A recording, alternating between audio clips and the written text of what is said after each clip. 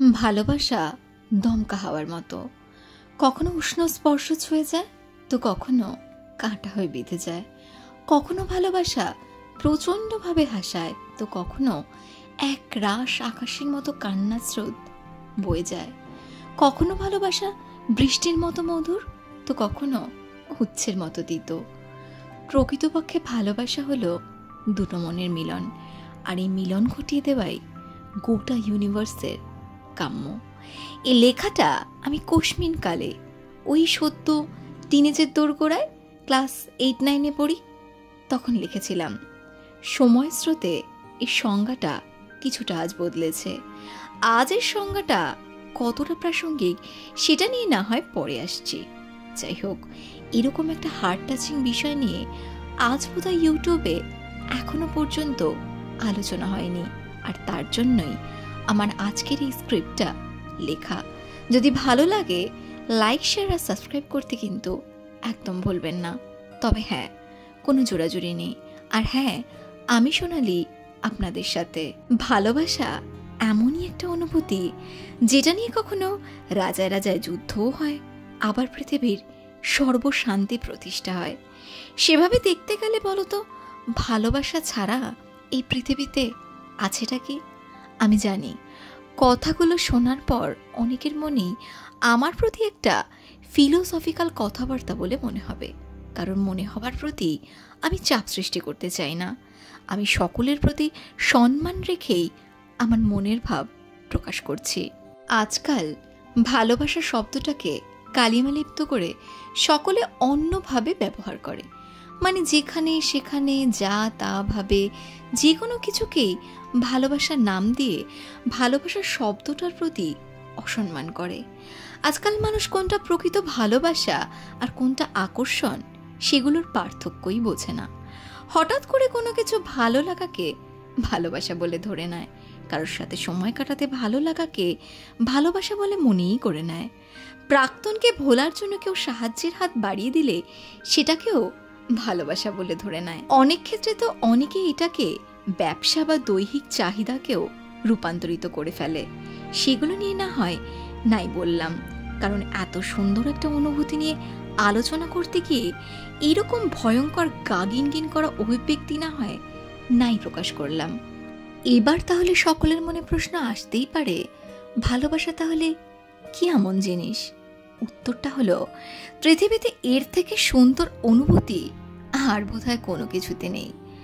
ভালোবাসা শব্দটার সাথে আসলে অন্তর্নিহিত কিছু শব্দ লুকিয়ে থাকে, যা আমরা চোখে দেখতে পাই না ঠিকই, কিন্তু প্রকৃত অনুভূতি থাকলে এগুলোকেও উপলব্ধি করা সম্ভব।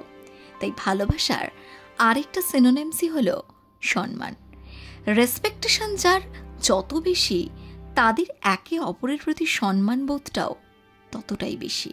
কারণ জানবে, গোটা জীবন ধরে ভালোবাসা নামক আবেগটা এক প্যারামিটারে কাজ করে না। সেক্ষেত্রে যখন এক প্যারামিটারে কাজ করবে না, সেদিন কিন্তু সম্মানটা থেকে যাবে। তাছাড়া যার ভালোবাসা যত গাঢ়, তার যত্নটাও ততটাই গাঢ়। তাই তো বলে, ভালোবাসলে যত্ন করতে হয়। সাথে দায়িত্ববোধ হলো ভালোবাসার আরেকটি অন্তর্নিহিত অর্থ। আমি কিন্তু স্পেসিফিক কোনো স্বামী স্ত্রী বা প্রেমিক প্রেমিকার উদ্দেশ্যে এই কথাগুলো বলিনি, আমি যে কোনো সম্পর্কের উদ্দেশ্যেই বললাম। এগুলো যার অন্তরে যত বেশি কাজ করে, তাদের ভালোবাসা নিঃসন্দেহে দীর্ঘজীবী হবে, যে এটা নিশ্চিত। কিন্তু দুঃখের বিষয়, এই সমাজের মানুষজন এগুলোকে প্রায় ভুলতে বসেছে। সর্বোপরি ভালোবাসা হলো সংযম। কাউকে ভালোবাসলে টেক ইট ফর গ্রান্টেড করে নেওয়ার প্রবণতাটা আরেকটা পাগলামো। একদিকে যেমন টেকেন ফর গ্রান্টেড করাটাও উচিত নয়, অন্যদিকে সংযমটাও ততটাই শক্তিশালী হওয়া উচিত যাতে অন্য কিছুতে আসক্তি না আসে। কারণ মন এমনই একটা বাঁধন ছাড়া পাখি, যাকে কোনো কিছু দিয়েই বাঁধা যায় না। কিন্তু সংযম ক্ষমতা থাকলে সেই মনকে কিভাবে সংযত করা উচিত সেটা সে আপনা আপনি শিখে যায়। অনেকে আবার সৌন্দর্যের প্রতি আসক্তিকেও ভালোবাসার নাম দেয়।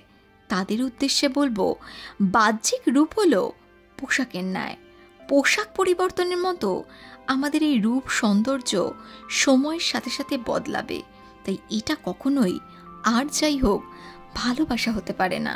কেবল সেই সৌন্দর্যেই যদি ভালোবাসার তৃপ্তি মিটত, তাহলে পৃথিবীর সবচেয়ে সুন্দরী মহিলার স্বামী অন্য নারীতে আসক্তি খুঁজে পেত না। অনেক ক্ষেত্রে কোনো কিছু পাবার প্রবল ইচ্ছাকে আমরা অহেতুক ভালোবাসার নাম দিই, যার পরিণতি পেয়ে যাওয়ার পর সেটাকে গুরুত্ব না দিয়ে নতুন কিছু পাবার আকাঙ্ক্ষা পুনরায় আমাদেরকে গ্রাস করে। তা না হলে বিয়ের কয়েক বছর পর মানুষ নতুন সম্পর্কেও জড়াতো না, যেটার উদাহরণ বর্তমানে ভুরি ভুরি আমাদের চোখের সামনে রয়েছে। অ্যাকচুয়ালি ভালোবাসলে না মনের মধ্যে অনেক রকম ফ্যান্টাসি কাজ করে, যদি সে এরকম হতো, যদি সে ওরকম হতো। কিন্তু বিশ্বাস করো, বাস্তবে এগুলো কিছুই হয় না। আর হয় না বলেই তাকে আর আমার ভালো লাগছে না, সেটা কিন্তু ভুল সিদ্ধান্ত। কাউকে ভালোবাসলে পুরোটা দিয়ে, মানে সবটা দিয়ে বাঁচতে হয়। তার ভালোটাকেও যেমন ভালোবাসতে হয়, খারাপটাকেও ভালোতে রূপান্তরিত করার প্রচেষ্টার নামই কিন্তু ভালোবাসা। সর্বোপরি আমার মনের সবটা দিয়ে আমি স্ক্রিপ্টটা লিখেছি শুধুমাত্র রসাতলে যাওয়া সমাজ, এই সমাজের মানুষজনকে একটু বদলানোর জন্য। জানি না কতটা সার্থক হবে, তবে ছোট্ট করে একটাই কথা বলবো, সময়ের সাথে সাথে নিজের স্ট্যাটাসটাকে যদি আয়নায় দেখা যায়, তাহলে ভুল হবার প্রবণতা ক্রমশ কমে যাবে। এবার বলি আমার আজকের অনুভূতিটা কতটা প্রাসঙ্গিক। মিলনেই যদি ভালোবাসা সার্থক হতো, তাহলে উপন্যাসের শেষ পাতায় শ্রোতারা চোখের জল নয়, সুখ খুঁজে পেত। ধন্যবাদ।